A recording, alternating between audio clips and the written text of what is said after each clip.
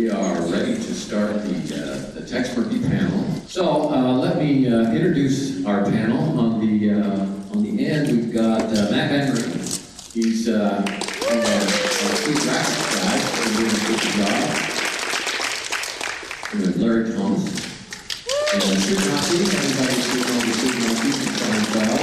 And he played Lieutenant Danwich in the game. And we have Kevin Murphy. Kevin Murphy, Kevin Murphy.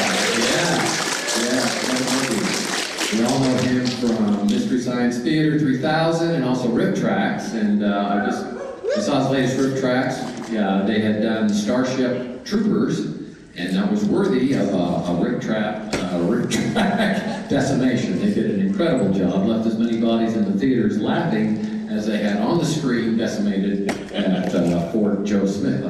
They call it in the movie. So, Doug Vandegrift, one of our graphics guys here, one of our lead graphics guys, plays Rhoon, the character in the game, and has been just has worked with me forever.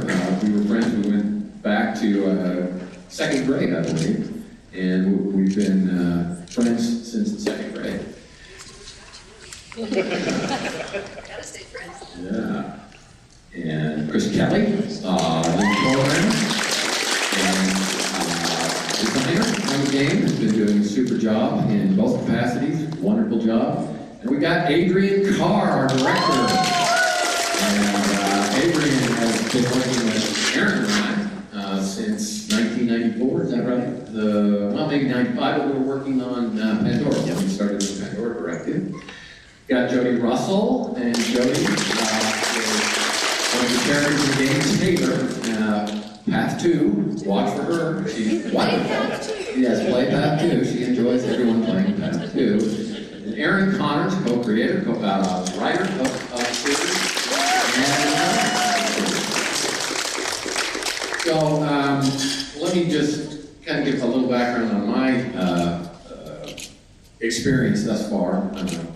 So the day after we landed the Kickstarter, that was huge for us because we had been working long and hard to bring Tex Murphy back. I mean, if you've seen our trailer down at the booth, it said 1998 on the screen as when we completed the last Tex Murphy Overseer adventure, and at the time we dreamed of doing another one. That was our hope, and then Microsoft came in and kind of squashed that for us. They wanted to focus on Xbox games. They didn't think that a Tex Murphy adventure was a product that would sell well on Xbox.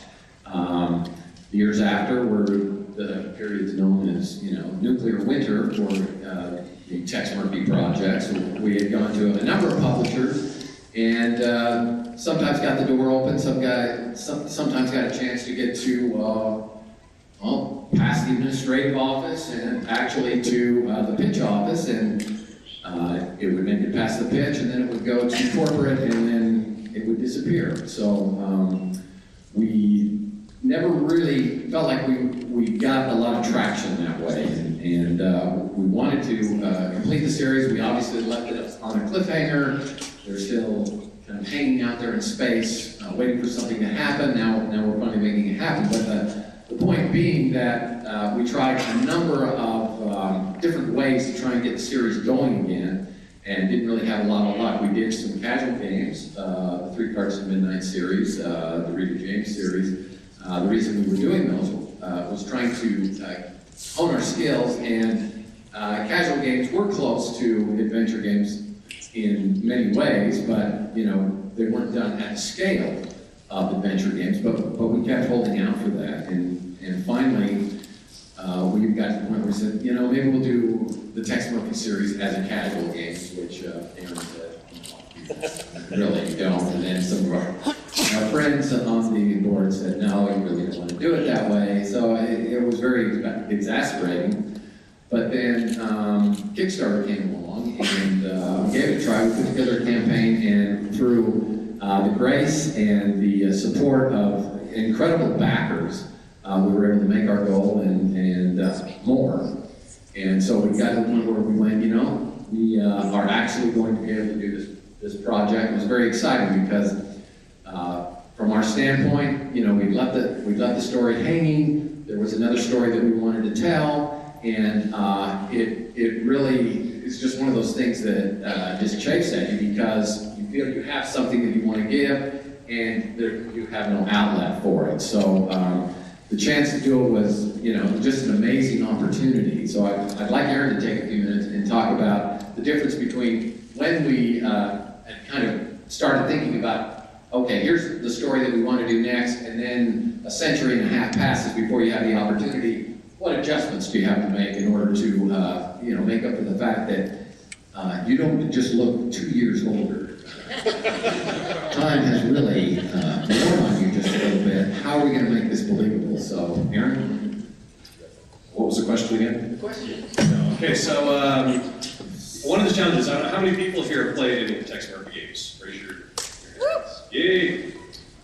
Cool, so the thing is that Chris played Tex Murphy, as most of you here know, and that's an interesting story in and of itself. But he did it as a cost-cutting maneuver because it would have cost money to actually hire an actor to come play Tex Murphy. So, Why worry about the acting? So here he was. Turns out he can actually act pretty well, which is great. When we decided to come back with this Kickstarter project and do another game, we had to deal with the realities of FMV, and one of the potential downfalls of it is that actors are not computer generated, and they tend to age.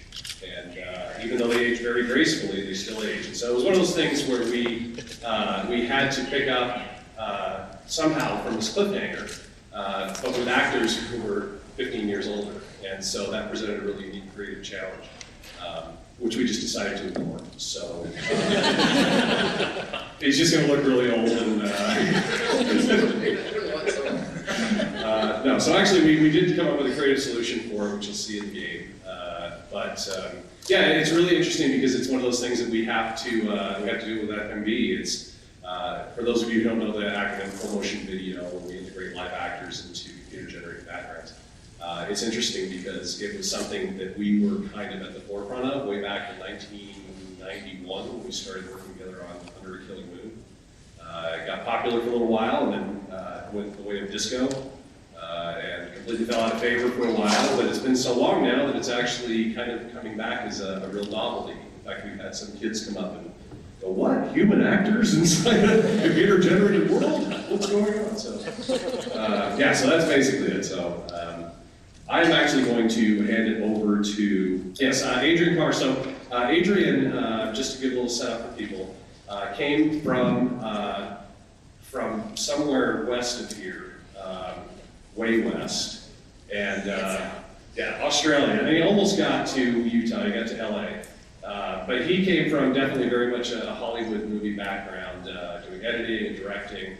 And when he came in, he knew how to turn on a computer if you showed him where the button was. That was about all he knew. And so it was a real experience getting him up to speed with some of the basics of video games. But he's a quick study and brought a lot to our process. And it'll be interesting for him to share kind of some of his insights as how things have progressed from 1995 to 2013.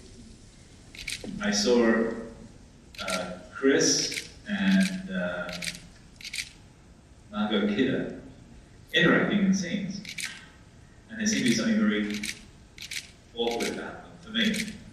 And I said, "She stops, she freezes, and you talk. And then you talk and she freezes. Were you not in the same room together at the same time when this was done?" "No." Well, you interacted too, weren't you? Well, I admit that. Okay. Having them act together will be a much more rewarding experience for people playing the game.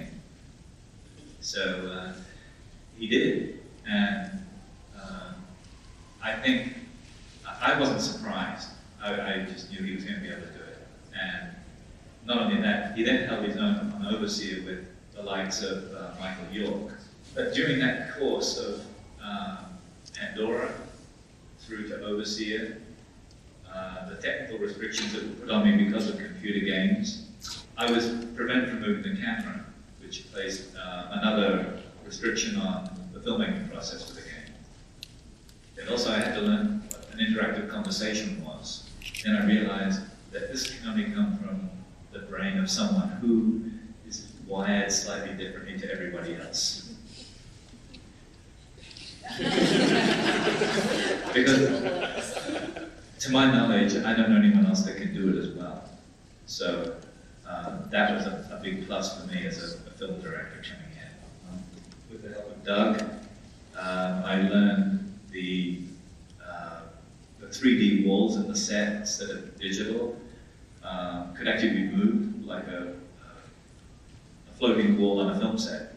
And that opened up a whole avenue of how to move the camera within the computer. So with 15 years or so distance, technology has come a long way, and the results, I think, speak for themselves.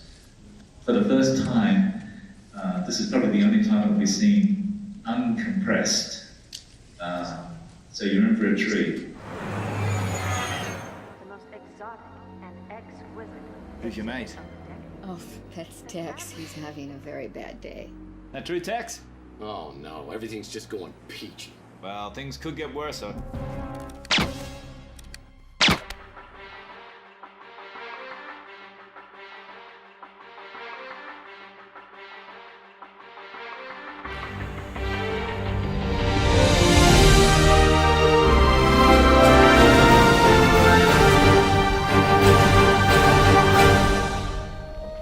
Man has created hell on earth.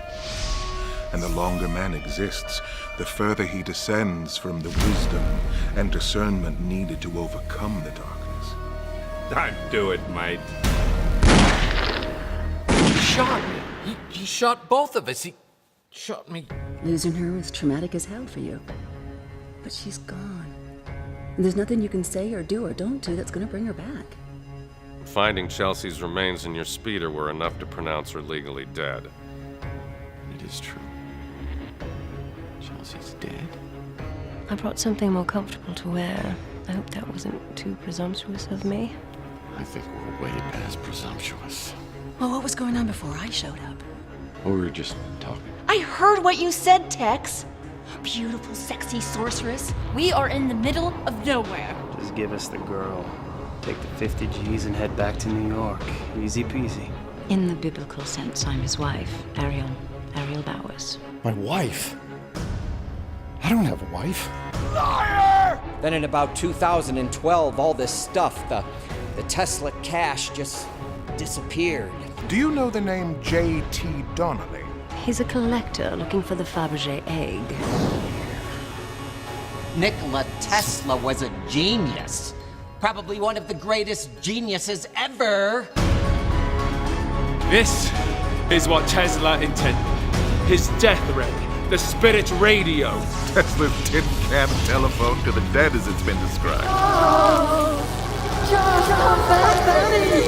Well, let's see what kind of useful information I can get out of you before I try jogging your memory.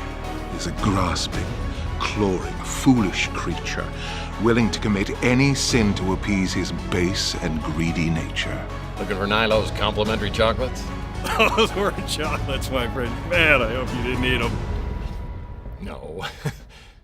Tex Murphy, you're under arrest. For what? I don't know what kind of bastard I turned into over these last 7 years, but this is me, Tex.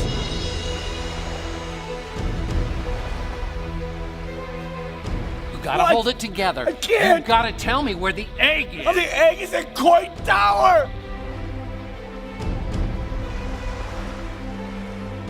But she needed someone, and we grew quite fond of each other. We had a good life together. But you see, I'd been in love with someone who couldn't return my feelings, and so I'd come to accept my bachelorhood.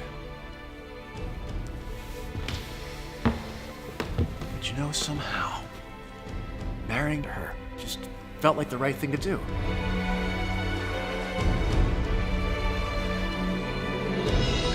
You are about to begin a journey to an incredible destiny. The successful candidate will become part of an elite aristocracy that will rule a universe beyond imagination.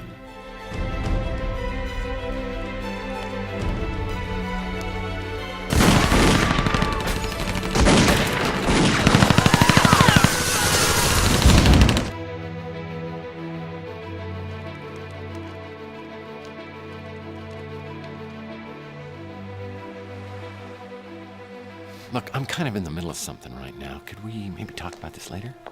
Ready to eat? I'm famished. And who's this?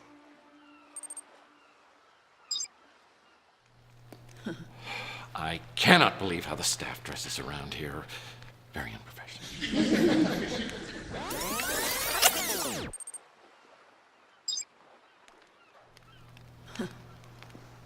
Taylor, meet Ariel. Ariel, meet Taylor. Indescribable.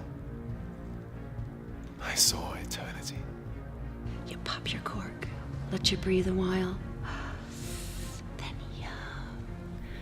But you know how to get a hold of me if there's anything you need. He called it the immortal coil. I head up the department now, and things aren't as loosey-goosey as they were under Malden. Decided I just can't trust you, Tex. What do we have if we don't have trust in each other? Tex, you hurt me. You pushed me away when I needed you the most. I'm entrusting the egg to the only person I know who would die to defend it.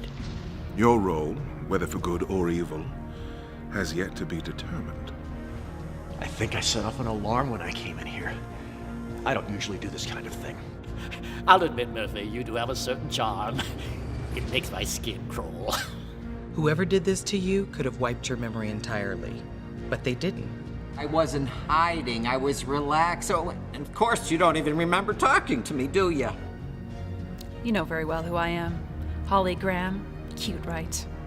You said to never say nothing about her. Oh, nice. I think I saw her in a playbook from 1996.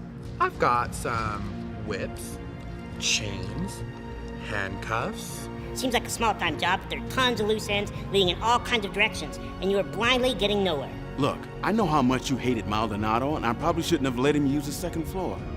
So you want to know if I killed Chelsea? You could say that. So now you threaten me, Mr. Donnelly. Make up your mind. Are you here to protect me or kill me? Dave, you come back here! You come back!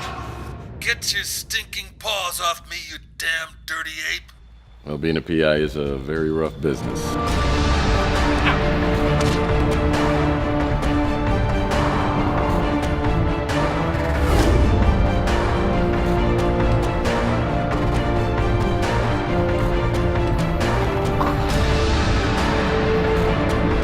Don't shoot.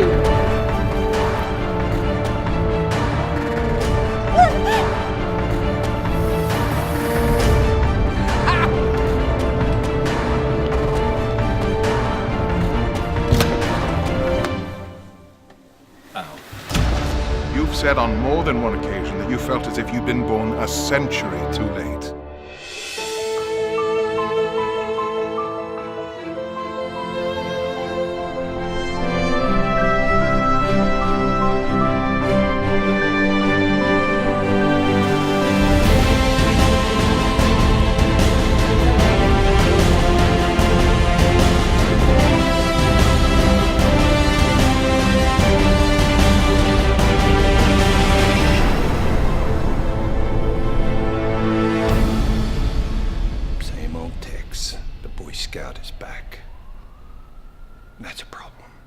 What's wrong with the Boy Scouts? Not a darn thing. So,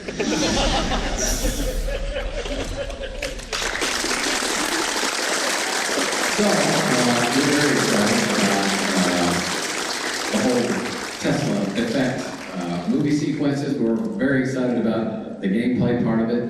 I think it's come together great. The performances have been wonderful, and the technical side, using the Unity engine has been a great tool.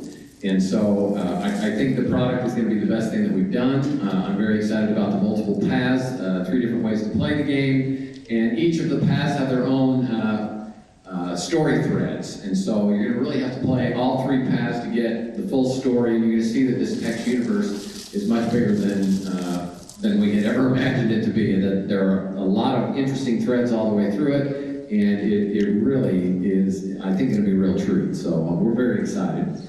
So what I'd like to do now is first talk to a couple of the actors of what they why they decided to do the Tesla effect and what their experience was like. So we'll start with the ladies here. We'll start with Jodi. I'm the only lady here. I was really nervous when I came onto this project because I've never done green screen before. So I'm like, okay, well, where's the props and where's that? And they just kind of say, well, that, and then I'm going, what are those balls on the back of the wall? those orange balls, they always say, I think they were upstaging me or something. But I feel very honored to be a part of this project, a very talented and wonderful casting director, Katrina McGregor.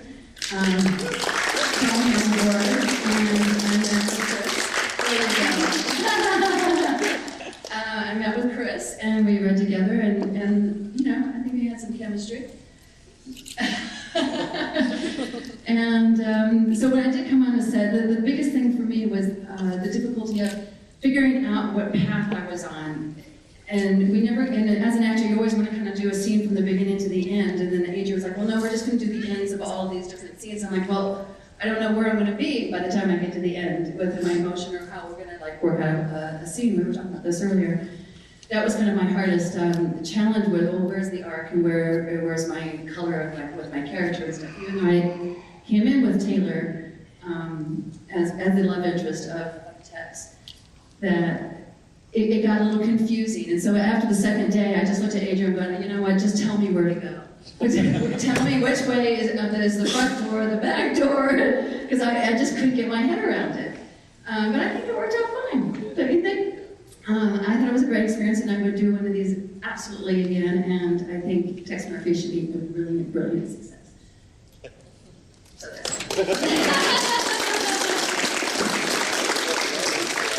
All my career, everybody keeps saying, you should play one of those police lieutenant, tough, crusty police lieutenants, and I never got to do it. And she called me and she said, guess what? I have a chance for you to do this. And I knew nothing about acting in front of green screen. I've never done it before. And so I got my part of the script and I worked on it and memorized it like it was a full scene. As Jodi said, from like beginning to end.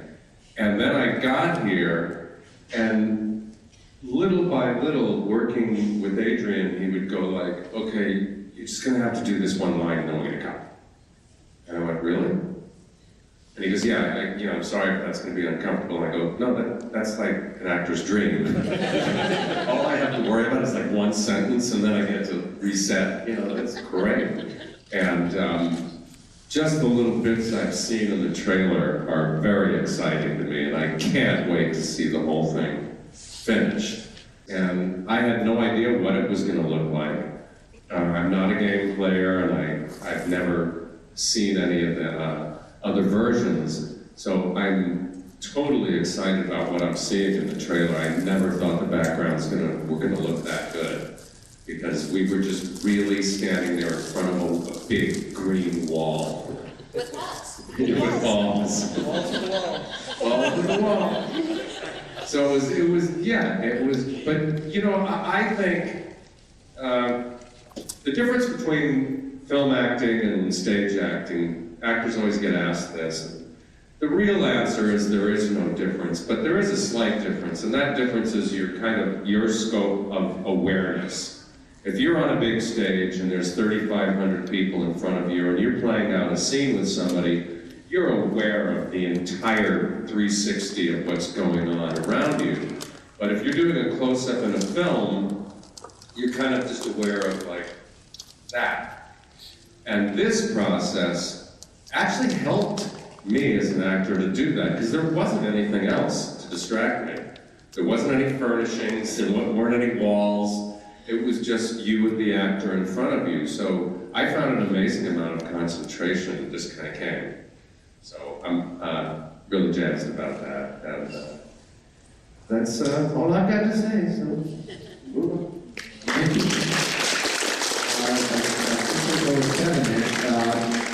We are all huge Mystery Science fans, and we had James Earl Jones in the game before, and we were looking for a voice that would really really carry some weight that people would recognize and would add to the level of humor that we were doing, because we really wanted to make sure that this game is funny and immersive and scary and all of those things. But you know, when you play a Tex Murphy game, you want it to be funny, you want to enjoy the experience. And so we had a device in the game called the Smart Alex, which is in essence a PDA that Tex wakes up and realizes is sitting on the floor talking to him. And when we were thinking about, well, who could we get for this? And again, my daughter is an absolute huge fan, was saying, well, you know, what about one of the guys from Mystery Science? And her favorite was Kevin Murphy. And so I saw, he's actually here today. He's up on the stage. Strange as that sounds. What coincidence that Kevin Murphy is actually with us today? Why don't you address that? Well, yeah, I got the call from Katrina's. It seems like just about everybody here has who's acted in these things. And so I started looking into Tex because I had not played it, and I started asking friends of mine who were fans of this type of game, and they said, oh yeah, absolutely, you're going to be in one of these Tex Murphy things. It'll be great, it'll be a lot of fun. And then as I started getting some material from you guys, and really the thing that made me think real confidently about doing this was watching Chris work, because he's a very funny man, and he does something that a lot of comedy actors these days don't do, is that he's good at understatement. He doesn't oversell the jokes, he actually almost undersells the jokes, and that makes them even funnier. And then he's got great expressions, great timing, you know, that's probably all Adrian, who knows. But no, I thought if I get to be his comic foil, it's going to be a lot of fun. The end result's going to be a lot of fun. So I got to go, and I didn't have to actually have my face on anything, which I'm always for. And I love being a disembodied voice. It's my life's goal. So yeah, and we did it, and actually I got it all done in one afternoon, and it was great fun. Got some great jokes written by Courtney, and some references that you'll recognize from different things I've been involved in. So I'm looking forward to see how it all blends into the end result myself. Great. I think the great thing about what Kevin just said is something that Aaron had pointed out earlier is, you didn't get that joke, did you? You know, I just did get it. It's like, but it's 3 months after we shot. And so, yeah, it was understated because I didn't understand it. Oh, that is funny. I hope I have the proper reaction, but I think maybe I did. It's, you know, so what a talent I have. Not understand the material. So anyway, I'd like Doug to go first here and talk about his role, and then also the challenges we're looking at to finish up, and then we'll finish with Chris Kelley. Yeah, that's right. I not only not only act in the games, but I also do a lot of the artwork in the games, a lot of the content creation and things like that, which I have been since we have started. This is actually Tex Murphy number 6. This is the 6th Tex Murphy game that we've made, and it's covered a complete evolution in the games industry. The very first Tex Murphy game, we were still making games for the Commodore 64. Acting-wise, I've always enjoyed playing the little parts. When we started this whole project years ago, before we invited real actors to be in our games, we just find people in the office. And they were great. I would challenge you. Aaron, what part did you play in the Martian Memorandum? Jacques Sparrow. Jacques Sparrow. That was years before Disney picked up on it. Yeah. Art-wise, I would actually hand draw in the backgrounds and hand draw in the characters and everything you saw. I would just hand draw. And then the next Tex Murphy game, which we call the Martian Memorandum, I got this big idea. Well, you know, digitizers were starting to come on the market. What if I build a little set? And we started building little miniatures, and that's what we created our backgrounds with. We actually shot little miniatures. And then the third game, Tex Murphy, we thought, well, we'll have to do miniatures again. And then at that same time, there was a program that came out, 3D Studio, and they allowed suddenly to make these things into 3D. But we were trying to figure out, what do we do with this 3D? Well, we can make flying logos like they do on the nightly news. You know, we can think of anything other than flying logos. So I kind of took it upon myself, and I started saying, well, we can make a flying logo. I bet I can make some walls. So I started creating what was a three-dimensional model into this, using 3D Studio at the time, and creating this 3D world. And then when we did Overseer, the next game, took it to an incredible height there too, with Adrian and everybody who was working on that. And then it's been so many years. How can we achieve what we did back in those days with fewer people, a smaller budget? So we're really excited with this Unity engine that we're using. We use 3D Max, we use Maya a lot, and of course with the Photoshop and things like that. There's nothing we can't do. So. And let's hear from Matt Van Rhoon. Matt Van Rhoon. Yes, let's have Matt has brought a level of video and graphics expertise to the game that is just beyond belief, in my opinion. He's done an incredible job. This trailer that was put together was Matt putting it together, Adrian directing it, and just superlative work you guys have done. But Matt, why don't you talk about it, since you've been a Tex Murphy fan for a while? Yes, well, g'day, I'm their second favourite Aussie. I started playing Tex Murphy when I was 9 years old. My brother ran home one afternoon and he said to me, there's this really good CD-ROM game, it's got real actors. I'm like, there's a one? He's like, just go check it out. So we ran out and we bought this game. We got home and we was like, what do we need to play? A computer. Crap. So we had the game about 3 months before we even had a computer. So we spent the whole time reading the manuals and imagining what it would be like to play Tex Murphy. So we eventually convinced our mum and dad we really need to do a lot of schoolwork. Everyone's using computers these days. So as soon as we got the computer, we booted up Tex Murphy. It's like, it's schoolwork, go away. And we absolutely fell in love. And when the Kickstarter campaign came about, I created a series of videos that you might have seen, the New San Francisco Voice videos. And when those were completed, Chris just said, would you like to come on board and work on the game? And I was just like, no. Like, yeah. And so basically my role is a visual effects supervisor and lead VFX artist. And basically, just to give you some insights into the process, all of those backgrounds behind the actors, now ordinarily what you would do is you'd use Max or Maya and create a pre-rendered environment to key your actors into, and then your game engine environment would be a completely different mechanism. It would be a lot lower poly than what you could achieve with the pre-rendered environment. However, every single background you see behind those actors is sourced from the Unity engine. So those plates are tracked in, and we use the brilliant work that the art team, Chris Kelley and Doug, are doing with their engine. It just looks so cinematically beautiful. And when you combine the two together, you've got this seamless transition between when you're watching a cutscene and watching that environment. And the software that we use primarily is the Adobe suite. So it's Adrian Carr using Premiere. I do a lot of compositing in After Effects. And some of the techniques, the reason why we use those tracking balls is we meet halfway. We have the game engine, which has a virtual camera built into it, which was programmed by Chris Kelley to mimic a real camera. We've got those tracking balls, so we track that motion movement information, and we translate that into raw XYZ data. And then we roughly mimic that camera movement using the Unity engine. Now the two aren't going to match up because they're not built using the same mechanism. So using the 3D camera tracker in Adobe After Effects, which some of you, who knows Adobe After Effects here?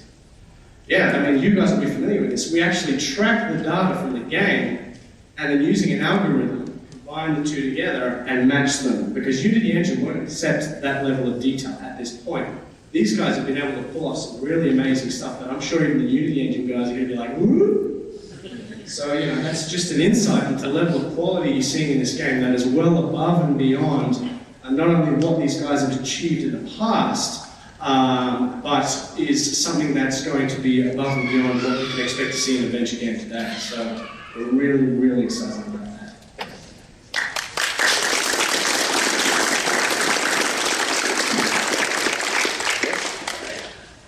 Well, like the actors, I got a call from Katrine. No, but really, I've been working with Chris for about 8.5 years now. And during that time, we would always talk about how cool would it be to make another Tex Murphy. And the time was never really right. And when the Kickstarter funding was successful, my team just hit the ground running because we knew we had the toolkit of things that we know we need to build for the engine. So we're thinking, yeah, this is no problem. And then Chris came to me one day and was like, all right, let's talk about the interface and how we want it to work. And we were talking about making the game appeal and feel familiar to players who have played the old text Murphy games in the past, and said, I want it to feel how to feel the old text Murphy games, but I don't want it to feel dated, I want it to feel modern. And so I said, all right, no problem. And I think that the solution that we came to is going to be really slick. Everything's there that you would expect, but it's streamlined. I think feels really, really nice. The team that I'm working with, I mean, I feel like I've got the best job in the world. It's a very talented group of individuals who are very dedicated and take a lot of pride in what they do.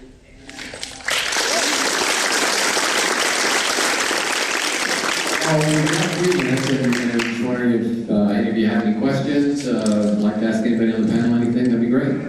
Let's get in the back there. Yeah, with the hopeful success of this game, are you planning on doing another text Murphy game, or is this it? We hope it's a big success. We've got enough threats in the game that we feel like if we get the opportunity, if it is a success, we would like to do another. And there are lots of jumping off points in the game itself, so so tell your friends to go out and buy 10,000 copies and absolutely guarantee the success of this product. But yeah, we would like to do another, but it will weigh heavily on how well the product does. What led to your decision to use Unity? Well, with Unity, we figured that it was the most bang for our buck. Everything is pretty much laid out and ready to go. We basically just have to create some shaders and build gameplay logic on top of what already is done. It is a fantastic engine. They have great support. It's beautiful. You can absolutely get amazing effects out of it. I would say comparable, not quite to the level of Unreal, but for the value, it's phenomenal and figured. How can we go wrong? As an actress, what's it like having different levels of chemistry? Like, because on one path, you're probably not very relevant, in another path, you're the leading lady. Like, how do you, like, is there like, okay, you like Tex Murphy this much in this scene?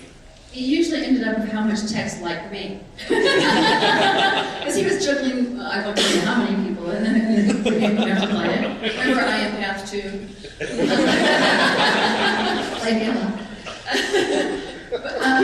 But there were several different opportunities where I'm going, okay, you like me now, so I guess I'm in the game and with you, and yes. It was a little confusing at the same time. When the chemistry's good, people tend to say, hey, what a great couple, aren't they wonderful? And then you start playing another path, and then it goes sour, and it's like, oh, I feel so bad, these two. That's what I see, especially some of the comments that came back from the backers, is they would go, oh, Tex and Chelsea, aren't they a great couple? And then they see us together, they go, oh, they seem so natural together. I can see Chelsea's going to hate this. I mean, you do make an emotional connection with each of the characters, and I think it comes through in the performances that the women characters give against Tex, because you really do like them. They're really likable, and when there's some pain in there, it does hurt. And I think the players will feel that pain as well, and that's really what we're after, is to make an emotional connection that you wouldn't get in any kind of game. Yeah, that's what I do like about the game, that it is more like a movie in that sense. That you do have the relationships of a real related, we like each other, we don't like each other. I yell at him and he yells at me. You know what I mean? It's all of that kind of stuff. I did like that. Yeah, that was the best part. I liked that.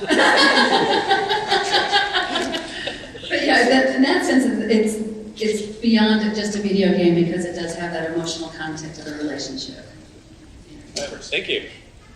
Oh, yeah.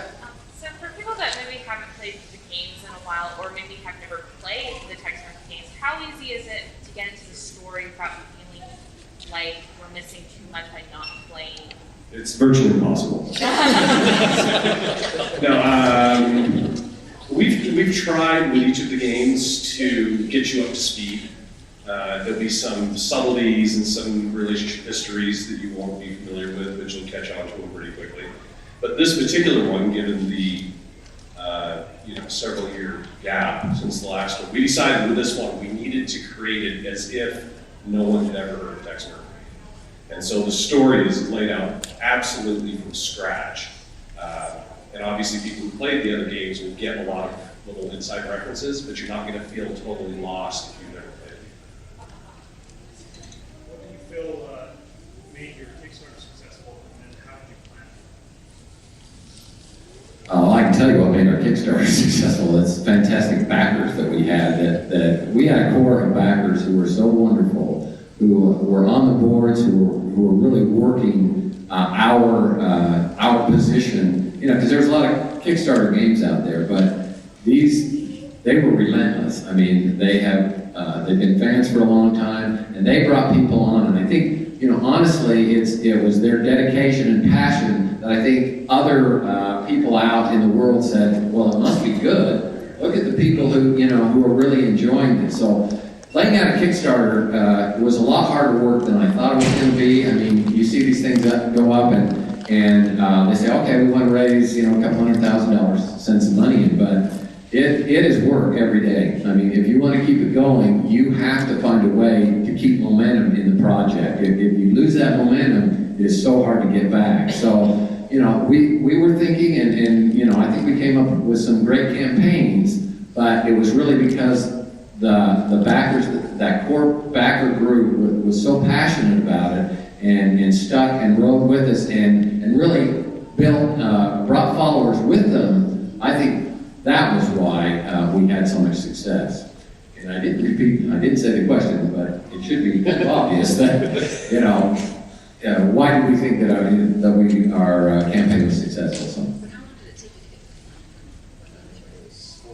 Yeah, 40 days took us to get funny. One thing I want to add with this, if you're asking kind of to know maybe some of the pitfalls and some of the ways that we were able to succeed with it, one thing we learned in retrospect was we announced that we were going to do a Kickstarter, and we got all of our publicity 30 days before we started the Kickstarter. And so by the time the Kickstarter started, everything had kind of gone away. And so if it weren't for the support of our community, I don't think it would have been successful. And that was our big takeaway, is that the way people's attention spans are so short now, they're constantly just looking for some new news. So for us, we were still kind of trapped in the old days where it's like, we're announcing the Kickstarter, and now it's Kickstarter. These are two big things. And it turned out that the second one was really anticlimactic. So the best thing is just to hit it all at once and just be prepared to go when you announce it. The question is for everyone, if you have time, is what's a particularly fond memory or experience you've had in developing the game? Mine is, my answer will be based upon your question. Your question was, what particular fond memories do I have about the whole process? Well, for me, it really starts, back in 1989, 88, when we were just kind of starting out in games, but my passion before then, when I was growing up, and Doug was part of this, is, we would make backyard movies. That's what we would do all summer. And when Access started, and I was partners with Bruce Carter, who was a great industry leader, one of the things I wanted to do, we did golf and we did other games, but I wanted to find a way to combine the elements of movies with gaming. And so really to follow that evolution of this passion that I had to the point where now I think I feel comfortable that the vision that I had for it has been achieved, which is the Tesla effect and the three paths and the fact that I really feel like this is a true interactive movie, combined with gaming. That's been, incredibly satisfying to me. So it's kind of worked through. Yeah, real quick, the whole experience of making a game for the first time was just an absolute thrill from start to finish. But if I had to pick one single thing, it was having Under a Killing Moon be an answer on Jeopardy. Blew my mind. Bye. It was recent. It was standing in for Chris on a couple of shots where he had to get slapped. Did you like it? Is that what you're saying? I do it again. But no, it's just been enjoyable all the way through. There is there's so many anecdotes that it's just a fulfillment to me as a film director dealing with these guys. It's just amazing. Well, like you said, I mean, every day is absolutely incredible when it comes to work on one of the coolest games, I think. But recently, having a chance to meet and speak with Steve Valentine was phenomenal. He's a fantastic person, and meeting him on set and watching him act, I think, was kind of a highlight. My biggest memory of the whole Tex Murphy thing, and Katrina was there, is the day that Brian Keith came in and played a part. We had him for a day, and that was exciting. We just had Mario Cater, now we had Brian Keith. So, and we had a very small little studio set there, and he's a lot older than we remembered him in Parent Trap. But so anyway. We didn't really have a director. We were kind of telling him what to do at the time. And I still remember we had a desk painted green, and I told him, now on this scene, Brian, you just need to stand over the top and deliver your line and bang your hand down on the desk. And what would I want to do that for? Well, if you want to bang your hand, why would I do that? Okay, you don't need to bang. Then I learned right there, you don't tell an actor what to do. That was my anecdote. That's not what he said, Doug. I know, I was trying to but we softened them up. Well, yeah, I'm the noob on this project, so my direct involvement goes back to yesterday. And so I have many fond memories about it so far. No, all I'll say is that the energy that I've seen here, compared to the sort of quote-unquote Hollywood productions I've had, is so lacking in the cynicism that's attendant with a lot of people who are just, it's not just a job for these people, the passion is obvious in everyone who's involved, and incredibly nice. I don't know if it's a Utah thing in particular, it's partly that, but even the Aussies are nice to me, so, so I don't know what to blame it on except for the energy behind this whole project, but I think it's pretty cool. Yeah, I have to go with Kevin on that. It was just an incredible day. I mean, every shot you did, praise would come, telling you how good you were, and I'd go like, "Oh, thanks." I figured that's going to wear off after lunch. People are going to start, giving you the old like, "Can you do it better?" But it never happened. I mean, everybody was so nice and polite, and we just had such a good time getting it done. And in the world of acting, especially, I've done a lot of indie films in the last few years. When you're only there for one day, and it's an out-of-town situation, so you really have to get it done. Sometimes it gets really hairy near the end, where people start to get really panicked that they're not going to shoot you out in that one day. And we never got there. We were just relaxed and comfortable till the very end, and it was just a great day shooting. So, like that. That's not a nice. This is nice.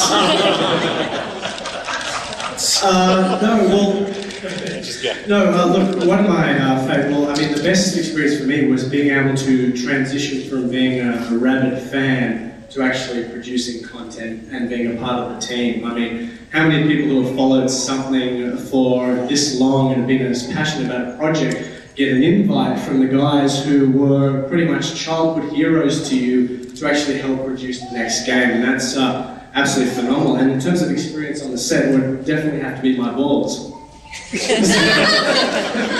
There are a lot of anecdotes about those orange balls on the wall. It's like, you're gonna pick up your balls here, or I can't find my balls. And as Adrian mentioned in a recent interview, there was a part where Jen got one of the ping pong balls and took it back with a to Washington, and she called me and said, "Don't worry, your balls are safe with me."